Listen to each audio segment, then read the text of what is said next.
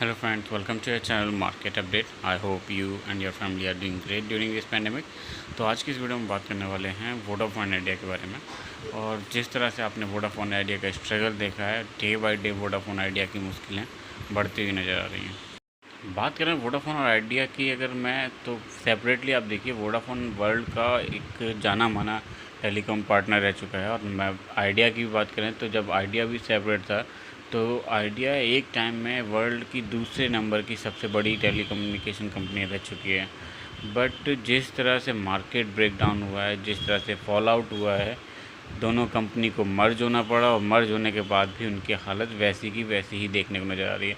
तो अगर हम बात करें फ्यूचर की, तो जिस तरह से अभी की कंडीशन देखने को मिल रही हैं, फ्यूचर कुछ ब्राइट देखने को मिल नहीं रहा है। तो चलिए डिस्कस करते हैं सारी पॉसिबिलिटीज़ वोडाफोन आइडिया की।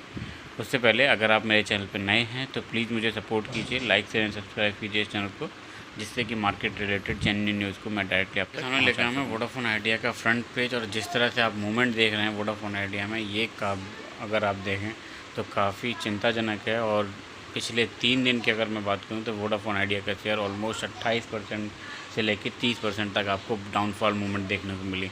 तो जो गुड न्यूज़ है, और अगर मैं बात करूँ गुड साइन की बात करूँ, तो जो मूवमेंट आपको आज की डेट में देखने को मिल रही है वो एक ठीक ठाक सी अपर साइड मूवमेंट देखने को मिल रही है। यानी शेयर ने अपना जो डाउनफॉल मूवमेंट था उसको ब्रेक करके अपने अपर साइड मूवमेंट की तरफ मूवमेंट किया है।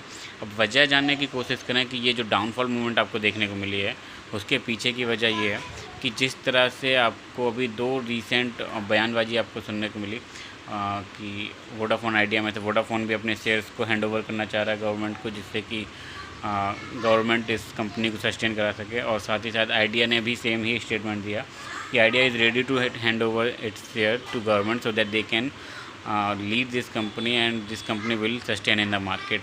तो ओवरऑल अगर देखा जाए तो वोडाफोन आइडिया का फ्यूचर कुछ खास ब्राइट देखने को नहीं मिल रहा है। और सरकार ने की तरफ से अगर मैं बात करूं तो कोई ख़ास ऐसे ही न्यूज़ सामने आ नहीं रही है कि वोडाफोन आइडिया को मार्केट में सस्टेन कराने के लिए उनकी तरफ से कोई भी किसी भी तरह का कोई राहत पैकेज दिया जा रहा हो। अभी जो आपने रीसेंट न्यूज़ जो सुनी है कि वो सरकार अभी टेलीकॉम इंडस्ट्रीज़ में राहत पैकेज देने जा रही है, बट इस न्यूज़ का कोई ख़ास इम्पैक्ट नहीं पड़ेगा वोडाफोन आइडिया पे, क्योंकि ये न्यूज़ डायरेक्टली वोडाफोन आइडिया से रिलेटेड नहीं दिखाई दे रही है। वोडाफोन आइडिया जिस तरह से अपने AGR ड्यूज़ को लेके काफ़ी चिंतित है, जिस तरह से 58,000 करोड़ से ऊपर का इनके पास AGR ड्यूज़ है, उसकी रिव्यूज़ से रिलेटेड उनकी याचिका को ऑलरेडी ही खारिज कर दिया गया है। तो वोडाफोन की हर तरीके से मुश्किलें बढ़ती हुई दिखाई दे रही हैं। 25,000 करोड़ के फ़ंड रेजिंग में वोडाफोन अब हर तरीके से नाकाम दिखाई दे रहा है। और जितनी कोशिशें की गई वोडाफोन आइडिया की तरफ से वो सारी धरी की धरी रह गई हैं। तो अगर आप चाह रहे हैं कि वोडाफोन आइडिया में फ्यूचर के बारे में देखना चाह रहे हैं तो वोडाफोन आइडिया का फ्यूचर कुछ खास ब्राइट दिखाई नहीं दे रहा है, अनटिल और अनलेस गवर्नमेंट की तरफ से इसमें कोई भी मूवमेंट या गवर्नमेंट की तरफ से किसी भी तरीके का कोई राहत पैकेज ना दिया जाए। क्योंकि जिस तरह से डेब्ट को लेके वोडाफोन आइडिया मार्केट में डूबती हुई दिखाई दे रही है, चांसेस हैं कि आने वाले टाइम में ये शेयर आपको बिल्कुल ही कोलैप्स होता दिखाई देगा। अब बात करें पॉसिबिलिटीज़ की अगर, तो वोडाफोन आइडिया के पास कुछ हैं अभी भी पॉइंट्स ऐसे जहाँ पे वोडाफोन आइडिया मार्केट में सस्टेन कर सकती है। अब उनमें से जो पहला पॉइंट मैं बात करने वाला हूँ वो है आपका वोडाफोन आइडिया का नेशनलाइजेशन हो जाना, यानी गवर्नमेंट को इसको अडॉप्ट कर लेना और इसको अपनी कंपनीज़ की तरह, एक्चुअली सरकारी कंपनी की तरह इसको लीड आउट करना। बट अगर मैं बात करूं सरकार की तरफ से, तो सरकार अपनी ही कंपनीज़ को प्राइवेटाइजेशन में लेके जा रही है, तो बहुत कम चांसेस हैं कि वोडाफोन नेशनलाइज हो सके। सेकंड बात करें अगर हम इसकी मर्जर की विद BSNL, वो एक तरह से प्रपोज़ल दिया गया था डच बैंक की तरफ से। और इस प्रपोज़ल के मतलब मैं बात करूं कि अगर ये प्रपोज़ल भी अगर एक्सेप्ट हो जाता है और इस तरह से ऐसे कोई भी मर्जर आपको देखने को मिलता है, तो चांसेस हैं कि वोडाफोन आइडिया मार्केट में सस्टेन कर सकता है। अदरवाइज़ इन्वेस्टमेंट पर्पज़ से वोडाफोन आइडिया अब वो शेयर बचा नहीं है कि आप एक बहुत बड़ा गेम देखने को मिल जाए आपको वोडाफोन आइडिया में। आपको देखने को मिल जाए कि वोडाफोन आइडिया का शेयर रिसेंट में ही 50-60 रुपये भाग जाए, नहीं। अब वोडाफोन आइडिया का शेयर 10 रुपये के आसपास भी घूमता हुआ पहुँच जाए, ये भी बहुत बड़ी बात होगी। तो इन्वेस्टर्स के लिए यही सलाह रहेगी कि इन्वेस्टमेंट करने से पहले प्लीज़ अपने फाइनेंशियल एडवाइज़र से ज़रूर एडवाइस लीजिए, और साथ ही साथ बिकवाली में भी आप ऐसा ना कर दें कि कहीं लो प्राइस में आके शेयर को बेच दें। जिस तरह से आपने अपर साइड मूवमेंट देखी है आज की डेट में, ये मूवमेंट अब आपको लगातार देखने को मिलेगी। तो जो शेयर है, अब जिस तरह से हर कंपनी के शेयर आप देखते हैं डूब जाते हैं। अब मैं बात करता हूँ रिलायंस कम्युनिकेशंस की बात कर लेता हूँ, तो देखिए आप उसमें आपको share circuit to circuit movement करता हुआ दिखाई देता है। तो सेम मूवमेंट आपको वोडाफोन आइडिया में भी दिखाई देगी। तो चलिए ये रहा ओवरऑल, अगर मैं बात करूँ सारी पॉसिबिलिटीज़ की कि क्या हो सकती हैं वोडाफोन आइडिया के फ्यूचर से रिलेटेड। अगर मैं बात करूँ कि वोडाफोन आइडिया का अगर डूब जाता है तो इससे नुकसान किसको होने वाला है, तो मैं बात करूँगा ऐसे केसेस में आपके येस बैंक होल्डर्स के लिए। येस बैंक शेयर होल्डर्स को एक बार फिर से डाउनफॉल मूवमेंट देखने को मिल सकता है, क्योंकि येस बैंक भी ट्रबल में आ सकता है।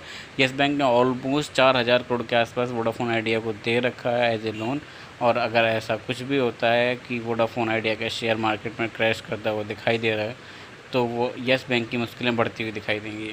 साथ ही साथ अगर मैं डेब्ट बुक की बात करूं तो आप देखिए स्टेट बैंक ऑफ इंडिया ने ऑलमोस्ट 11,000 करोड़ का लोन दे रखा है, येस बैंक ने 4,000 करोड़, इंडसइंड बैंक ने 3500 करोड़, और आईडीएफसी बैंक ने भी अपना लोन दे रखा हुआ है। तो मैं बात करूं अगर इन सारी बैंक्स के, अगर एक्सेप्ट येस बैंक की, तो ये जो लोन बुक है जो आप देख रहे हैं, अगर इनमें से इनकी रिकवरी नहीं हो पाती और या आपका वोडाफोन आइडिया डूब जाता है, तो इन बैंक्स में तो कोई ख़ास फ़र्क देखने को ना मिले, बट वोडाफोन आइडिया की वजह से अगर बात करूँ येस बैंक पे, तो एक खासा इम्पैक्ट देखने को मिल जाएगा, क्योंकि मार्केट में ये शेयर भी स्ट्रगल कर रहा है और ऑलमोस्ट बैंकरप्सी यानी ऑलमोस्ट ख़त्म होने की कगार से वापस आया है। तो येस बैंक की मुश्किलें तो बढ़ेंगी, हालांकि ये लोन भी येस बैंक के लिए एक पुराने लोन की तरह ही है, बट फिर भी जिस तरह से कोई भी मार्केट में न्यूज़ अपडेट हो रही है, अगर उसमें किसी भी तरह की हिस्सेदारी येस बैंक से रिलेटेड है, तो येस बैंक को उसको कॉन्सिक्वेंसेस बिल्कुल ही बेयर करने पड़ रहे हैं।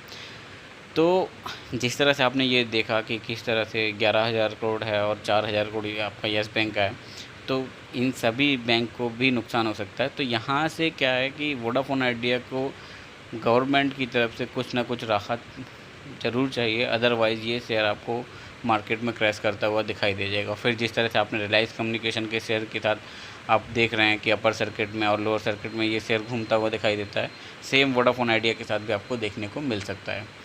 तो आशा करता हूँ इस वीडियो से आपको बहुत सारी डाउट्स क्लियर हो चुके होंगे और आप वोडाफोन आइडिया में अपने इन्वेस्टमेंट्स को के रिगार्डिंग अपने फाइनेंशियल एडवाइज़र से ज़रूर एडवाइस लेंगे। तो प्लीज़ मुझे सपोर्ट कीजिए, लाइक शेयर एंड सब्सक्राइब कीजिए इस वीडियो को, जिससे कि मार्केट से रिलेटेड जेन्युइन न्यूज़ को मैं आप तक पहुंचा सकूं। In case if you have any kind of feedback suggestions, please feel free to leave in my comment section so that I can implement on my upcoming videos. Thank you.